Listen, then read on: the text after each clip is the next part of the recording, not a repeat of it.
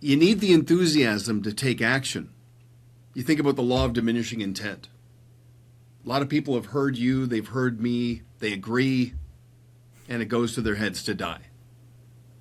They're locked in the status quo. They need the enthusiasm.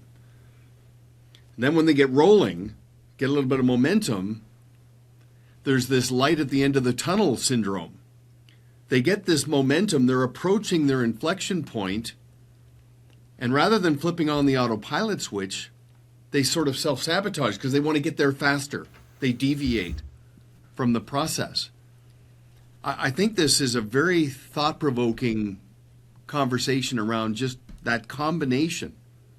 Mythos, method, you need both, and in between that entheos. I don't know. I'm just thinking out loud. Yeah, I think enthusiasm's absolutely a critical piece to all of this, and that also gets back to this idea of the relentless burning desire that we started the conversation off with. Another word that I would put in there with all of this, just to help wrap things around, is curiosity. And I think the most successful people are the most curious people.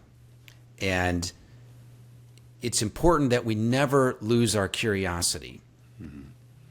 And again, we talk about how much the world is changing. Well, if you're not curious about what's happening, if you're not curious about looking into AI, if you're not curious about looking at all these different things that are happening around us, then you're just going to stagnate. And it's just going to be like water that's in a pool that has no exit. It's just going to get a bunch of bacteria growing in it. So we want things that are constantly flowing, constantly moving, constantly cleansing. It's like water that rushes over rocks. You know, you can drink that because it's purifying by going over the rocks. And so we want that constant movement. We want that constant curiosity.